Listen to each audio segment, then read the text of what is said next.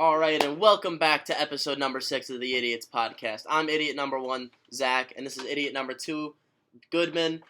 Today, it's a little bit of a shorter episode. We don't have idiot number 3, Adam, with us today, so we're going to cut the Dolphins segment. We're really just going to be talking about the Eagles, the Ravens, and we're going to get a little bit into the whole Matt Rhule Panthers situation right after he's been fired and what that means for the Panthers. So let's get right into it. Let's start talking about Philly.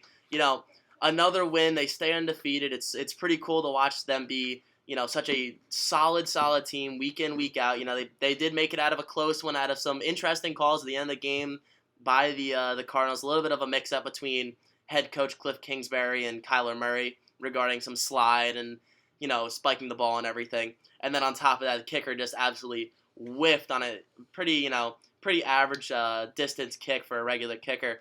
But I got to say, the Eagles did show some improvement this week with the fact that they were able to score in every single quarter this week. They didn't just score in the first half. They actually scored every single quarter this week. So I'm pretty actually happy to see that. Of course, their first half money line always hits. This is something that I've noticed. I don't know about you, Goodman, but personally, I'm very excited about that. So looking forward, I am going to be looking forward to the Eagles' first half money line, especially against the Cowboys coming up this week. But yeah, the Eagles, we really saw Jalen Hurts get it done on the ground again. The man has become an animal. If anyone should be compared to Lamar Jackson, it's this guy. He may not be as quick. He may not be as flashy with all of his runs. But you know what, though? I've never seen a quarterback so consistently being willing to put down his shoulder and drive through 3 or 4 defenders to get his ass into the end zone. And it really, I'll be honest with you, I love watching it. It is the most entertaining brand of football to me to go, all right, that's your quarterback. He's the strongest runner on your team. Yeah. Go run through 6 dudes and see what's going to happen. It's pretty awesome. You can't beat that. And we saw some good receiving performances by Dallas Goedert and Devonta Smith. Devonta Smith has really become a nice bright spot on this team, really showing why he's worth the pick that he was taken at last year at, I believe, 15, 16, 2 years ago. Whatever, he was somewhere in that. Or no, I'm sorry, I believe he was at 12. 10 or 12. Sounds right. Yeah, I know he was somewhere in the I think early 12. 10s. I think it was 12. Was it? Okay. I know we hopped the Giants. We made a trade with the Cowboys to get him. Great trade. But yeah, the Eagles as a team look pretty good. Their defense still looks pretty stout going up against one of the better offenses they've played, pretty much this entire season. And I really like to see that performance against Kyler Murray. I think there's stuff to be said about the Cardinals though. I think something that we need to really look at is Cliff Kingsbury and Kyler Murray a good fit? I don't know. I'm not really convinced Kyler Murray's a good quarterback. I've been saying this for years. He's put up really okay numbers. He's been decent. The guy's exciting. He's electric. As a passer, he's had his moments. You obviously look at the DeAndre Hopkins catch in the end zone on basically a Hail Mary where he put it in the only place that DeAndre Hopkins could have pulled it down a few years ago. He's made a lot of good plays. And as a passer, I think out of college, he was better than a guy out of college like Lamar Jackson. But he just has really kind of failed to develop. And I think his size, being 5'8", really 5'8", 5'9", really hurts him a little bit of being able to see over the line and see his options down the field and be able to look downfield at all times. So I think Kyler is the bigger problem there. I'm not really sold on Cliff as a coach either. I don't think he's any great coach who deserves any praise. He never really had a winning resume prior to coming into the NFL. It was very odd. It was just he was some quarterback guru that had done time with Baker, I believe Manziel, and he had another big quarterback underneath his belt who was a high overall pick. Yeah, and he's a guy who comes off as kind of arrogant to me. We saw in the NFL draft a few years ago when it was virtual, him just sitting in his in his unbelievably crazy-looking house. A ridiculous mansion that just comes off as a little arrogant to me. So I'm not the biggest Cliff fan, and I'm not the biggest Kyler fan. So I can see where this relationship almost is going to start to deteriorate a little bit because Kyler's not playing his best, and Cliff's probably not coaching his best. They're a 2-3 team right now. They should probably be a 4-1 team. They've got a bunch of talent. And I know DeAndre Hopkins, one of the best players in the NFL, is not there right now. But, man, they should be so much better than where they are. Well, there's something to be said. When your number one receiver for the past 4 weeks, excluding the Eagles game, was really Greg Dortch. Yeah. And a little bit of Hollywood Brown. Who the hell is Greg Dortch, though? A little bit of Hollywood Brown. He's been good. I think they do have a very strong receiving core. When everyone's fully healthy, they'll have D-Hop, a guy who's consistently been receiving less targets year in and year out, but is still a very effective receiver. I think that's going to be something that's going to greatly help this team. Greatly help Kyler Murray, continue his development, and greatly help Cliff Kingsbury because, for a head coach, wins are everything. And that's going to be a huge thing going forward, especially with the return of Rondale Moore actually being healthy. I was going to mention that. He's starting to look nice. Like, they do have a very nice receiving core. Yeah. It's just a matter of whether or not they're going to be able to put it all together, especially on weeks, where Call of Duty may be coming out. We have to be careful with that. You never know. I mean, that was something huge. That whole contract discussion was something very big. And the fact that he had a clause like that at one point in his contract and then had to use Twitter to get it taken out post-signing it. Yeah, it was weird. I think it's weird, but I think there's something to be said that it might be very evident that Kyler he's just not all in to playing football. And I get that. That's okay, but to be a starting quarterback, a guy who's demanding $200-something million, for 4 or 5 years, I think you need to be all in. I think that's a discussion for another day. I'm not even sure that he's not all in on the NFL and football, but I'm not sure he's all in on the Cardinals. I'm not sure he wants to be a Cardinal anymore. And I think it was kind of evident. Like, he was making some of those comments and kind of doing things that were making it look like he was not 100% happy with this situation. So to me, again, I don't really have a lot of confidence in him, but there is so much talent on this team. And we talk about Rondale Moore. What about a guy like Zach Ertz, who you've seen plenty of in Philadelphia over the past, the ultimate security blanket. He's 7 or 8 like Jason years. Witten. Yeah, he's a great player who is still producing. He put up 50 yards this week. The guy is still consistent. All this talent that they have. I mean, Isaiah Simmons on defense. They've got so many guys. Even James Conner and Conner. Benjamin, guys we've neglected to talk about. They're very talented players. And the fact that they're 2 and 3, just it says something to me. Like, that's a problem. And they're in a strong division, but at the same time, I mean, I really think that there are, for who the Cardinals are and who they want to be, I'm surprised that they're not making a stronger push to be a more consistent, more a better team. Like, this is really something that's a little shocking, but at the same time, I can't say I'm surprised with the way this team has operated for the past couple of years. Yeah, this seems very in character of the Cardinals. Now to move on and kind of talk about this next week upcoming, this Philadelphia game. They're playing Sunday night in Philadelphia against Dallas. Yeah. Now this is gonna be pretty electric. I'm not gonna lie. I'm very excited for this game. I mean, I love getting to watch the Eagles play Dallas in prime time. It's always a show, no matter what. No doubt. And both these teams have been they've been looking pretty good.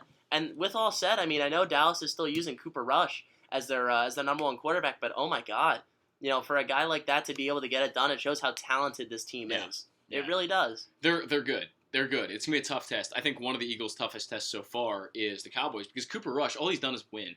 I wouldn't say he really stands out to me in any category of the game. I'm no football scout or anything, but I look at him and he doesn't have incredible arm strength. He doesn't have incredible ball placement. He's not that athletic, but he puts it all together and he's just good enough. It's like Kirk Cousins to me. That's kind of what Cooper Rushers always remind me of. Like, he's not, really doesn't stand out in any category, but he's getting it done and he's winning games for them. And like you said, the fact that they're able to use their backup quarterback without Dak Prescott, who routinely throws for $4,000 a year, and win like they are right now, that's going to be a tough test. And I think something to be said is that this is probably going to be the best defense that the Eagles have played against all season long. Yes. I mean, yeah.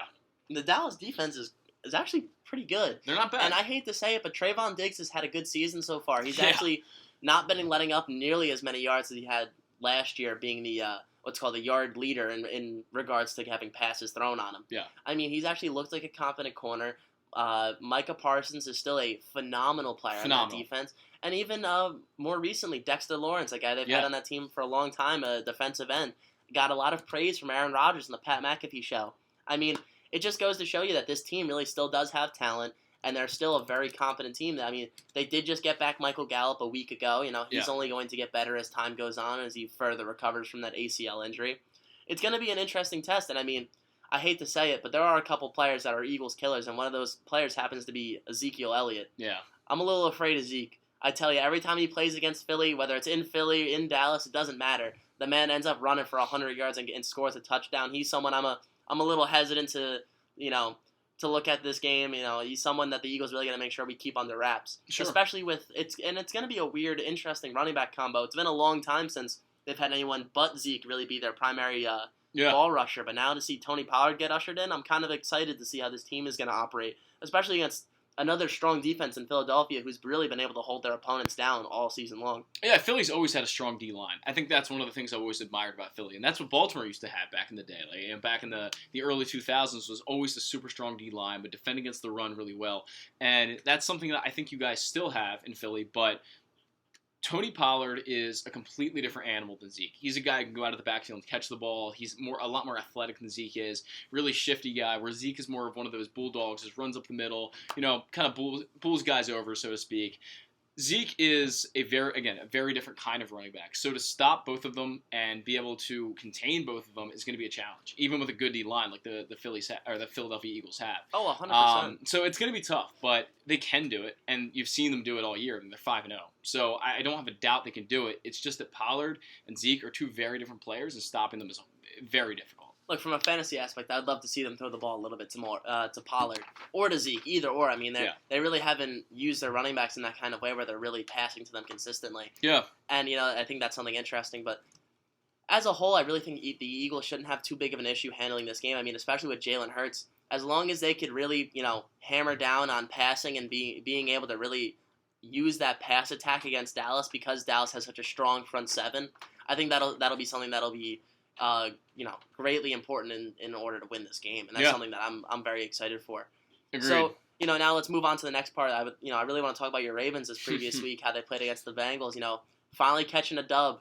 It's good to see. It's good to feel. I'm happy the Ravens are finally winning another game. They're not letting it go down right at the end. So, I want to hear what you got on this game. Yeah, I mean, really good win. Anytime you play AFC North football, you've got to come out of there with a win because it's hard-fought football. It's usually low scoring for the most part. And a 19-17 game that ends on a Justin Tucker winning field goal, it's kind of one we've seen for a while. We've seen this over and over. It happens over and over because the Ravens are that kind of team and the other teams in the AFC North are that kind of team, but they play hard and it always ends up low scoring. So this game, not a huge surprise to me. There's a lot to clean up. Like I come out of this and they won the game, but there's so much to clean up. Missing Rashad Bateman is a huge part of this, and they don't really have a receiving attack right now. Obviously guys like Mark Andrews are really good. Devin Duvernay has been pretty solid this year. I mean, he's been running the ball well. He's been great on kick returns, punt returns, and then receiving, he already has 3 touchdowns. So he's been very good. Well, just to hammer home on that point, I think that's that's a really good point. They really are greatly missing Rashad Bateman. And we could see it in the pass attack in this last week. I mean, they had a hard time moving the ball to anyone that wasn't named Mark Andrews. Even Duvernay, they had a hard time getting in the ball. Yeah. And beyond that, I mean, there was only 2 receivers in that entire team that had above 50 yards in that game, and it was Duvernay and it was Mark Andrews. Everybody else had less than 10 yards combined. Right. And we look at the play the Ravens have kind of run the past 2 years is the bash option. Is consistently have been very good at the bash option, and they ran it so much. I mean, 12 times Lamar Jackson carried the ball. Obviously, not all of those were off that, but if you look at the last drive, the game-winning drive, 3 of the first downs, I believe it was, were off bash option because they can't throw the ball at the moment. That's the thing that really concerns me. You've got a guy like DJ Moore. I know we're going to talk about the Panthers, but man, would that be nice in Baltimore because they just don't have the weapons at the moment. Without Rashad Bateman, you're left with so little. Devin Duvernay is fine, but who's behind him, right? Like you have Mark Andrews, of course. He's getting doubled most of the time. Devin Duvernay probably going to have corners all over him because they know he's really the only guy. Then you've got James Prochet and Demarcus Robinson, who are really guys they're more flyers than anything else. They're like Wes Watkins. You're sending them on a fly down the field. Right. Maybe they catch a pass. It's not like they're a major part of the offense. They're not a major part of the offense, and they've had for the most part little reps. So for me, the offense needs to be cleaned up. But I will say the defense played very, very well against Joe Burrow. Very, very well. And I was impressed about that because Joe Burrow obviously is a very smart quarterback. There's so many weapons. Jamar Chase, they struggled incredibly to shut him down last year. And Jamar Chase, I believe, had 50 yards receiving. Yeah, 50 yards receiving on 7 receptions. They limited him, and that was the biggest thing about this game. Joe Burrow, he threw an interception to Patrick Queen. I think that's Queen's first interception. He drops basically everything. And he actually caught one this week, which was great to see. That works. He's a phenomenal linebacker, too, a guy I really wanted Philly to take last year. I wouldn't say he's phenomenal. He really struggles in the run game, but his pass game as of late has been getting better. There's been some growing pains for him, but he's a guy who's really athletic and move all around the field, and it was nice to see him finally actually catch a pick. He dropped one last week that would have been a pick 6, so it was actually great to see him catch one. Joe Mixon, they limited him to 78, no touchdowns. No, something I want to say, too, is I don't know if T. Higgins had gotten hurt during the game at some point, but they just did not have a single reception, not a single yard towards T. Higgins. That, yeah. I mean, to shut down a guy like that, in such a strong passing attack, it really does help, especially playing defense when you limit it to just chasing Boyd. Right. Because even Tyler Boyd was only able to get 30 yards. Right. I mean, that's exactly what you want out of your Ravens defense. Yeah, Can't ask for anything more. Marlon Humphrey was unreal. let's start there. I mean, Marlon was Marlon, and he looks like what he was before the injury. And same with Marcus Peters. Looks like what he was before the injury. I don't know if you saw the sack he had on Tyler Boyd. They tried to run the Philly special. Marcus Peters got a sack. It was amazing. It dropped him back like 13 yards in the red zone. So that was a huge play. Marcus Peters, maybe he's not what he once was athletically, but he is there mentally. He's just a smart player, knows where to be at all times. And I think that's what makes him, Marcus Peters. That's why he has, he had at one point the lead in interceptions over like a 5-year period because he's so smart. He's a ball hawk. He knows where the ball is going to be. And you know what? A player like Marcus Peters really does elevate your defense, especially, that Marlon Humphrey and Marcus Peters combo. I mean, those are two phenomenal cornerbacks. I really think that those, that does contest with Philadelphia right now for the best cornerback combination in the entire league. I mean, it does. They are that good. It really does. And the line needs to get a lot better. I do want to talk about them because there are reinforcements coming. David Ojabo is practicing. Tyus Bowser is practicing. They're both on their way back. They'll probably be back the same week. I would think that'd be like 2 or 3 weeks from now if I'm putting my money on it. Now, did you pick Ojabo last year, or was he Ojabo was this year? Okay, I thought he wasn't going to play this year. So, projected first-round pick. I remember he had gotten hurt during the draft process. Yes. Yeah, it drops to the second round. I think at 55, the Ravens took him. And he said, hey, I'm going to be back by October. And lo and behold, he was correct. And that's an injury that usually would have put him out to like January or February. I was saying, normally that's a season-ending injury. It's a season-ending one. And he came back, and he's practicing already. So that's really good to see. And he's a guy they desperately need. Because with Dafe away, as much as I love the guy, and I should say I want to love the guy, he's played terribly. He's been awful this year. Just hasn't been able to get to the quarterback, and that's their gold ticket pass rusher. That's the guy. He needs to be the guy, getting to the backfield, and he's not. That's the problem. No, it makes a lot of sense. I mean, look, so at this point, let's move forward. We'll start to talk about next week. If you see the Ravens are taking on the Giants, Giants have been a pretty stout team this year, surprisingly, running some weird triple option, and Brian Dable, really taking that team to another level. I wanted to see, what are you thinking about this game coming up, and how do you feel about it? I know that the Ravens, they should definitely take home the dub. They got to take home the dub here. I mean, if they don't, I'd be a little disappointed. I mean, the Giants, they're 4-1. I don't know how much of a real 4-1 it is. They've played pretty easy teams. I mean, they beat the Bears. They beat they lost to the Cowboys. That was their one loss. They beat the Panthers. They did beat the Packers, but I will say the Packers are a team that, honestly, without any receivers, they look miserable. They've been pretty average this year, and Aaron Rodgers hasn't looked like MVP Aaron Rodgers to me because he has no one to throw to. He doesn't have Devontae Adams anymore, and guys it's tough when you have 2 rookie receivers being your 1 and 2, and then washed up Randall Cobb is really your fake number 1. It's like, oh, I know that guy. Let me see what happens. Like exactly, like it's tough. To me, this isn't the real Packers. So to see the Giants beat them, I'm not shocked. 4-1, okay, like they're 4-1, but it's a maybe more like, I don't know, 2-3. If they actually played good teams. I don't think this team's that good because I don't believe in Daniel Jones. I never have. But they've made it so that Saquon is basically the entire offense. So if the Ravens can just shut down Saquon and play the defense like they did against Joe Burrow, and limit him to 78 yards like they did against Joe Mixon, they're going to be in good shape. No, it makes a lot of sense. I mean, the Giants are really a team that although they are 4-1, I do feel a little shaky on them right now.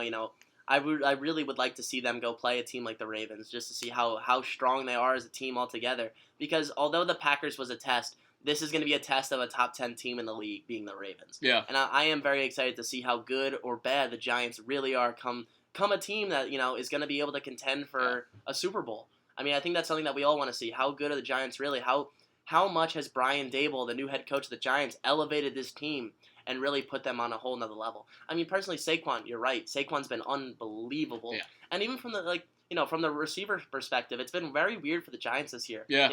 They drafted Wan'Dale Robinson. They haven't had a lot of Kadarius Toney. Sterling Shepard was out there, but now he's hurt and he's done for the season again. That's a guy I really wish they could keep on the field. He's a very exciting player. He is. I mean, they have that guy Bellinger playing tight end, who's actually, I've seen him do a couple nice things here and there. He's a pretty solid blocker, at least from what I've seen. And what's it called? They also have Kenny Galladay. They have a ton of receivers. Darius Slayton's another guy, and they just haven't been able to effectively use them at all this season, which is kind of a shock for a team that, if they're able to really use these wide receiver weapons, I think they could do something interesting and even find their way into a nice little wild card spot. Yeah. I really do like to see the fact that the NFC East is actually kind of a nice division this year. No, it's We're fun to looking watch. good for a team that was for a division that was kind of looking like one of the worst divisions coming into this year. Yeah, I mean it's going to be fun to watch, and the fact that the Eagles are 5-0, I mean no offense to you, but it's a little bit surprising to me. And the fact that the Cowboys are 4-1 is surprising to me. And the fact that the Giants are 4-1 is surprising to me. This is an interesting division because there are so many good teams right now. It's kind of like the AFC North in years past where there's just so many good teams, and the one that wins it is probably going to win it by a game. And that's the key factor about all of this. And you know what? I can't beat that. I love when the division's close, when it comes down to week 17, week 18. That's the most exciting football. And this year has been one of the most exciting years of football I've watched in a long time. Some of the hardest hits. It really feels more electric this year. Yeah. Those fans, you could feel them more through the TV than in years past. Football feels more alive this year than it has in a long time. And it's been very, very exciting. Commanders, by the way, though. Can we talk about them for a second? Oh my God, please.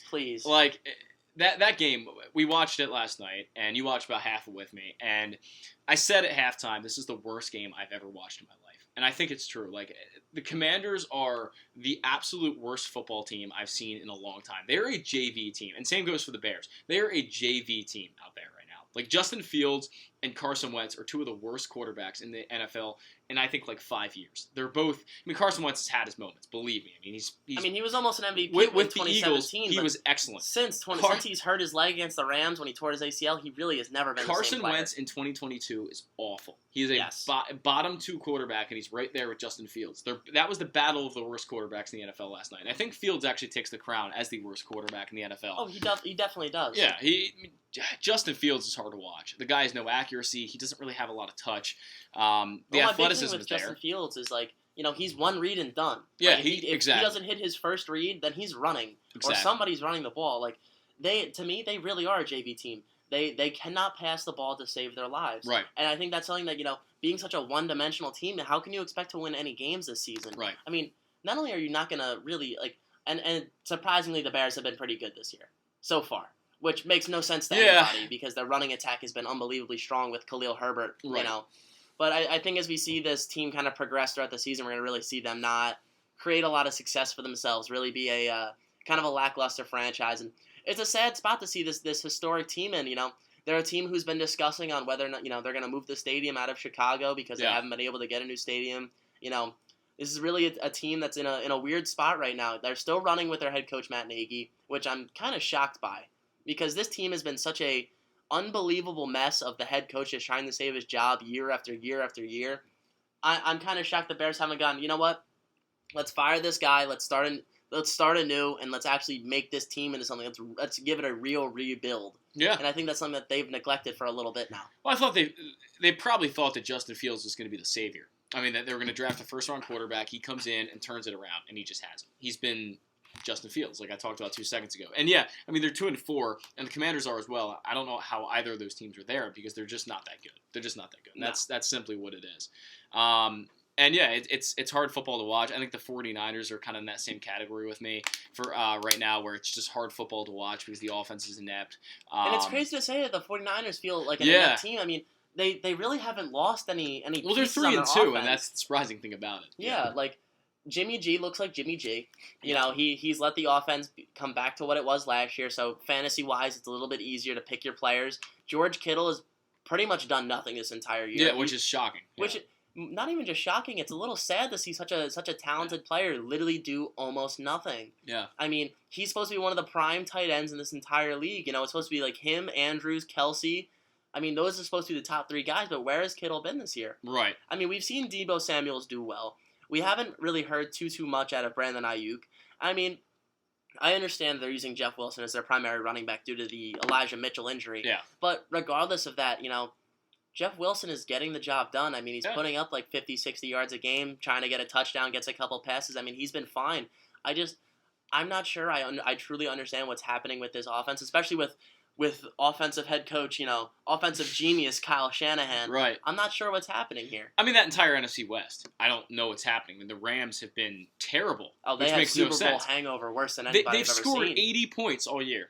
That's what? That is 28 less than the 49ers. Oh, my God. That's unreal. That's you couldn't predict that. No one could have bet on that. Because the 49ers, I think you expect not to score a lot of points because Trey Lance was supposed to be their quarterback and Jimmy G ain't much better. Mm-hmm. But you look at the Rams, the Super Bowl hangover, right? That's what it's got to be because Matt Stafford, to me, is an incredible quarterback. I think he's top 10 in the league. Well, not even top 10, top 7 in the league when he's on. And there's a lot of talent on that team. You look, Cooper Kupp is the best receiver we've seen in quite a bit of years now. I mean, He's for someone unreal. to put up that type of stat line, that was definitely the best season I've seen in a long time by a receiver. It was unbelievably impressive. And unfortunately for them, he's been the entire offense this year. It's Cooper Kupp or bust. We haven't seen Allen Robinson do a single thing. No. Cam Akers and Darrell Henderson have both been literally the most unimpressive people in the entire NFL, which is honestly kind of sad because we really expected one of these two guys to take the reins and really be that running back number one that this team so desperately needed. Yeah. But I think we're really starting to see this team, get cracked and chipped away by their strategy of just going for these big market players. I mean, they've been a team who's been so superstar heavy over the past couple of years. I think it's finally starting to catch up to them. I think they have the least points scored in the NFC. I'm trying to check on the AFC here because I would assume they're down there. So the Steelers and the Broncos have actually scored less. Broncos we talked about on previous shows. Yeah. They're in it. We don't have to go into that again. Horrible. But they're horrible. Steelers also terrible. But that's behind a rookie quarterback in Kenny Pickett and one of the worst quarterbacks ever, Mitch Trubisky. So I'm not entirely shocked here that the Steelers are 1-4. They've only scored 77 points. But it can only get worse if they picked up Nathan Peterman. God knows he's still around looking for a job. He's probably still in the Raiders practice squad or something. I mean, he seems like he's on there every year for no reason. Good point. The Steelers, they're going to be an easy win for the Ravens, and the Eagles got them in 2 weeks. I think the Steelers should be an easy win. But then again, I say that, it's AFC North football. It's always hard fought. That's coming up, I believe, in 3 or 4 weeks for the Ravens.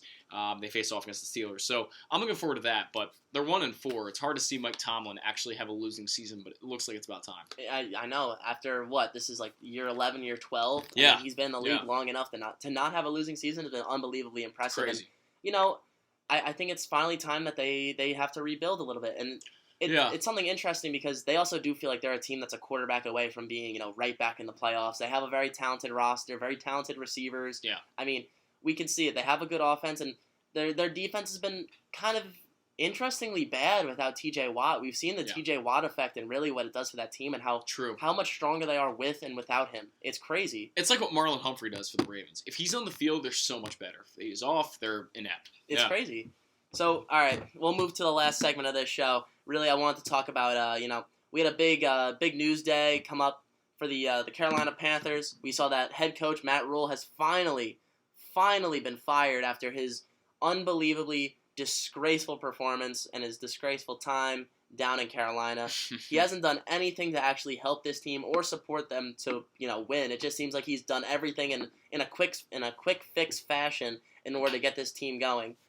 But, Baker Mayfield has done damn near nothing this season that is productive. I mean, he hasn't been able to support DJ Moore, Robbie Anderson. He hasn't been able to do anything. This whole team hasn't been able to do anything. And I think, something that's going to be interesting, especially coming up, is it finally time for this team to just, sell? Should they sell now and get what they can to kind of re-bolster this roster for the next season and next season's upcoming? Especially being, under a new coaching regime. It's really going to be a whole change of culture for this organization coming up. I mean, if you look up and down the roster, there is talent, but there's not a lot there. There is, I would say it's pretty bare across the board. And you look at Matt Rhule, and, he gets, I think, maybe a little bit of a bad rap, given that if you look at the team when he came in, there was a little bit of talent, but I think people overrate the talent that was there. Cam Newton was the quarterback when he took over, and Cam Newton was basically not anything at that point. He was basically nothing. Yeah, he kind of got hit into ash, and oh my God, that man has no arm anymore. And the thing is, there's been talent throughout. Like, obviously, Christian McCaffrey is one of the best running backs in football, and Stephon Gilmore had a stint there, and Hassan Reddick was a really good player for a while. But the problem is that they never really supplemented it. It was always like a star player here, a star player there. There was never consistent talent across the board. And that it definitely falls on Matt Rhule. And it falls on the GM and all of, everyone in the front office trying to acquire these players. And I read an article, I don't know if you saw it, it came out in The Athletic about Matt Rhule, that said he tried to take control of basically every part of the football process. Because that's what you do in college football. You're getting the guys, you're recruiting. The GM is who's doing that in pro football, right? You're not, as a head coach, you don't really have a ton of say about who your team is bringing in a free agency. Yeah, unless you're really one of the best head coaches in the league, you're really not. And you're not the guy making those moves. You're really kind of being given a set of players and told, make this work. Like I don't think John Harbaugh is going up to Eric DeCosta and saying, "Hey, you got to make this trade." And DeCosta, even if he says that, DeCosta doesn't have to listen to him, right? And that's how football in the professional sense works, and that's different than college. So Matt Rhule, I don't think he ever really understood that, and that's what the Athletic article was trying to get at. So that's, I think, a big piece of context here. But I also think he was having trouble kind of just relating to players. Because, again, in this Athletic article, it said he coached 18 to 20-year-olds, and now he's going to, He's full-grown coaching men. They are guys who don't want to be pushed around, and they're not going to take your shit if you have something to say to them. So it's a whole different thing. I mean, we've seen this in the past with other head coaches coming straight from college. I mean, we saw Nick it Saban. with Bill O'Brien. We saw it with Nick Saban. I mean, hell, we definitely saw it with Urban Meyer. And we even saw it with Chip Yeah. Kelly. I mean, we see the kinds of divides it makes for the players against their own organizations, and the fact that these players don't want to stay there. I mean, as an Eagles fan, it hurts the most when I saw LaShawn McCoy get traded for, a piece of paper and a bag of chips. I mean, it kind of sucks because LaShawn McCoy was the heart and soul of that team, and to have a head coach kind of sever those ties really does hurt. Yeah. But, that's something that's kind of important to see, because did he sever enough ties to where this team is really going to start unloading players? Yeah. I mean, guys that might be potentially on the block are like, there's been rumors that McCaffrey might go to the team like the Bills, especially any kind of team that looks to contend that needs a running back. If McCaffrey goes to the Bills, they will win the Super Bowl. They will. Without a doubt in my mind. And if they don't, yes, is that a unbelievably, sad thing? Yeah. But at the same time, I really do think McCaffrey can elevate them, and they'll get past that Jim Kelly era where they've made it so many times, they've gotten so far, but they can never just finish the job. I really think they're going to be able to do it going forward. There are other guys that are also available. We see guys like Brian Burns, strong D end coming out of there. We also see guys like middle linebacker Shaq Thompson. Two players who have been pretty good for this team defensively, but on a team, on a defense full of pretty much nobodies and no names, I could see these guys getting shipped out just because, these are two talented players that they could acquire draft capital for and really make something work. I mean, personally, I'm a big fan of Brian Burns. I think a team with a DN, with a need of a DN could really go after him. Yeah. If the Steelers were in contention, I'd say this is definitely a guy that they would want, a hard-nosed DN. He's pretty quick off the edge. He reminds me of a guy they've had in the past who, sadly, I can't remember his name, but they did have a DN who was pretty quick, pretty fast off the ball. He was a good player, but burnt out pretty quick, too. He was only in the league for, I think, 5 or 6 years. Don't remember, to be honest with you. Panthers are not a team I pay a lot of attention to, but I think the Ravens have, and the Eagles probably as well, have a unique opportunity here to use this to their game. They can grab a guy like DJ Moore. Not that the Eagles really need it; they've got plenty of guys. But the Ravens lack at wide receiver. They could grab him, maybe Brian Burns, like you mentioned. It could be an ad for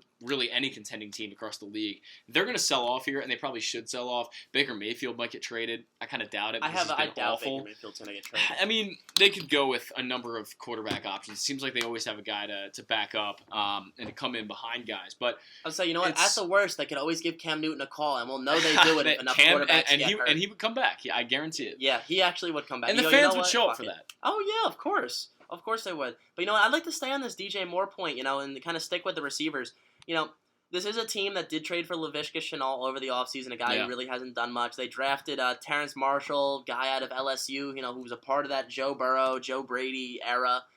And, they really haven't been given too much time to shine. I think it's time that they really might move on from DJ Moore, a guy who's been so phenomenal for them. They haven't been able to get him the ball efficiently. They haven't been able to really scheme anything up for him to get it to work. And this is a guy with so much talent. He's a consistent 1,100 yard per year guy, scores 4 or 5 touchdowns. This is a guy that the Ravens greatly would need, would miss if they didn't take this opportunity. A guy who can get the middle of the field targets. Like I can get those 15 to 30 yard targets. I know they have Mark Andrews, but to be able to get another guy who can do that and the long game at the same time would really be crucial. Now, do you guys have any extra draft capital at all, or I don't know. But I haven't looked into it for next year yet, but they always stock up, so I wouldn't be surprised they do. But people, I saw some people talking about this on Twitter and saying, what would the Ravens realistically have to give up? And I would think at least a first-round pick plus a bunch of other things. So you're going to have to give up a first-round pick plus probably a third, plus maybe a couple players that could be somewhat important to your team. So it might even cost more than that. I don't know what the Panthers are going to be asking, but I think without question you do it. You have a competitive window. It's only so long, and the Ravens really haven't drafted that well over the past few years. So if you have that opportunity and they say, a first and a third plus a few other guys for DJ Moore, you do it every day. Every day. I have a hard time saying that they'll even get. I don't think they would need to give up a first and a third. No, to be personally honest with you, I think maybe they give up a like a second and a fourth for DJ Moore and a seventh. I would do it something like that. I have I know DJ Moore is currently signed long term. He signed for the next 3 years. and that's after this season. Yeah. So they would have him for for about 3.5 years, which is pretty awesome for a guy like that. I mean, he does cost a pretty penny though. He is going to cost you in the range of I believe it's going to be about $16 to $17 million. And that's expensive for a receiver who's really not put up great touchdown totals. Even though he's been good, yardage wise, has had solid hands. I think for that price range, you might be able to go, hey, look, a second-round pick is all we can offer. This team is a little bit strapped for cash, and to be able to bring in a receiver like that would be phenomenal. Or they could take the cheaper route and really they could go with a guy like Robbie Anderson. I know that might seem a little bit weird and a little bit of a weird fit, but although Devin Duvernay may fill a similar role, I think Robbie Anderson is just a significantly better receiver, and you can give Duvernay those easier targets so that you don't need to rely on him as a second option. You can rely on him as more of a third, fourth option, especially with Bateman back. That allows the field to just be so open, so spread, and give Lamar Jackson really the entire field to work with. Yeah, Robbie's fine. I wouldn't mind that at all. I think adding really anyone that's had success and has a track record of significance would be significant. To say that, I mean, that would be important to just add a guy who could really make a difference because they just don't have that. They don't have that pedigree. They don't have anyone who's been around for a little while, a track record. Devin Duvernay, I think you're giving him a little credit here because Devin Duvernay is pretty solid. Like I will say, Devin Duvernay, he has very, very consistent hands, decent route runner, good speed. He's not going to be like the flashiest guy in the world. I don't think he's as flashy as Robbie Anderson is, and probably not as good as Robbie Anderson is, but he's a solid enough number 2. But you're right, 100% need that number 1, especially when Rashad Bateman's not there. 100%. Well, what's it called, Goodman? I really like to thank you for being on this episode of the Idiots Football Show. Had a good time today. Is there anything you'd like to leave us with?